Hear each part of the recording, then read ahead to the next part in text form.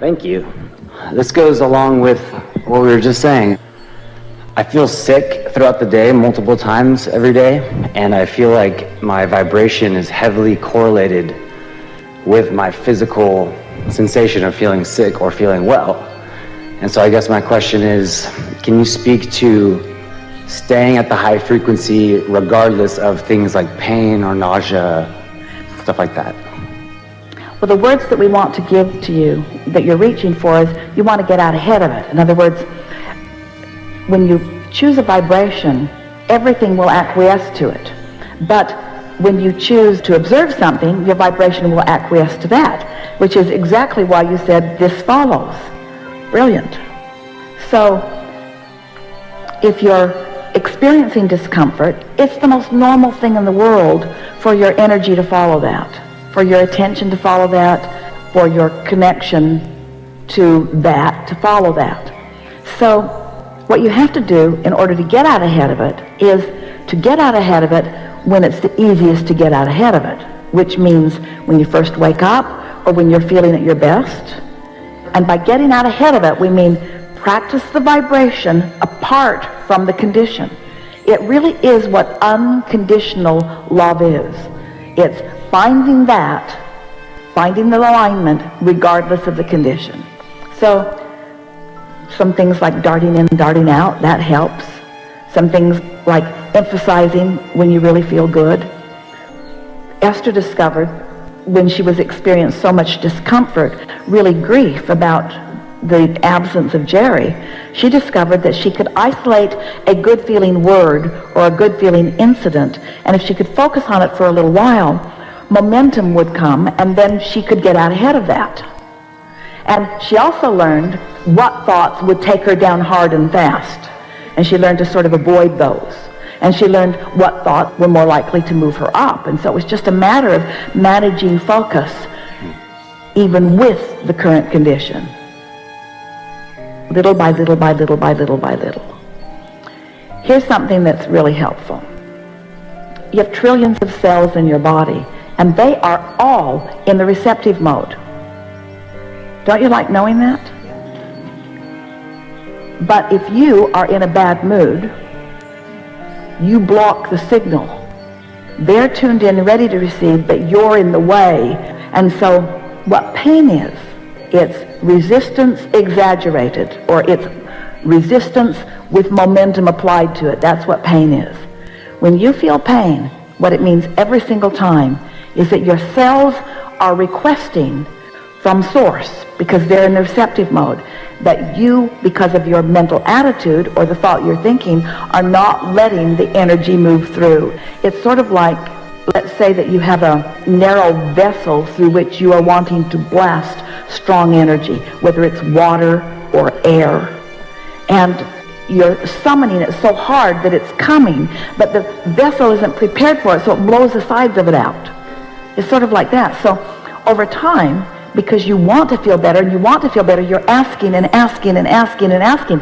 So you're summoning and summoning and summoning. The cells are summoning and summoning and summoning. But as you give your attention to it not working, or to it not improving, or to the pain that you're feeling, that's what pain is. So just say to yourself, oh, this discomfort means help's on the way. It means help is here. And if I can just chill a little bit, which means if I can just relax into this pain a little bit, just relax into it. Don't fight it. Don't resent it. Don't fear it. Don't dread it. Don't worry about it. When it's there, it's there. Just accept it. So be it. So be it. This is a good thing. This means cells are asking, and source is answering that request. And I can just chill out. I can take this. It's not that big a deal. It's not something going wrong. It's something going right. That's the piece we want you to hear. It's not something going wrong. It's something going right. It's not something going wrong. It's something going right. And as you say that, the inspiration will come about what to do next.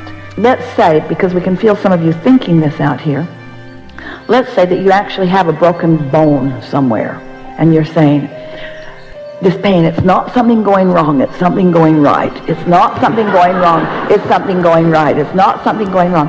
Well, we really want you to know that as you really come to believe that it's something going right, that you'll get into the receptive mode, and you might march right down to a doctor who will put that bone back into alignment and set it. We're not saying that there will not be a manifestation of things that will assist you along the way. We're just saying you can't find that path unless you are in the receptive mode. And it's so interesting. So many people, their receptive or non-receptive mode is affected by what they're observing instead of choosing that and then having the manifestation play out. So our words are, get out ahead of it. And the way you get out ahead of it is, first thing in the morning, you have your best opportunity because you have less resistance in the morning than at any other time of the day. While you slept, your resistance dissolved, your resistance subsided. Now, you can wake up and get it jacked back up pretty quick, as you remember yesterday, or you focus on the big issues, or you talk to somebody about the things that were bothering you. It only takes seconds or minutes to get right back into that resistance. But your best opportunity to not do that is first thing in the morning. So a little extra basking, a little extra time. You all could help yourselves out so much if you would decide just for a while that you don't have any time shortage, and you would give yourself an extra 15 minutes to 30 minutes in the morning just for yourself to align, just for yourself. Esther would say, I don't have time to meditate, I got too much to do. And Jerry would say, you don't really have time not to meditate. Because he had witnessed the difference in the day that unfolded when they got into alignment and when they didn't, you see. Give yourself the luxury of a little extra time to bask and do something nice for yourself. Esther got in a shower the other day at her house in Del Mar and discovered a shower head she didn't even realize was there. She's taken a lot of showers in that shower. And so she turned a new knob. It's been there all along. She'd just never seen it before. And she said, I'm never getting out. I'm never going to get out. I'm never going to get out. And her instant hot water heater said, okay, you don't ever have to get out. And the city of San Diego water system said, okay, you don't ever have to get out. In other words, it just felt like this new discovery of a showering down of something really pleasant.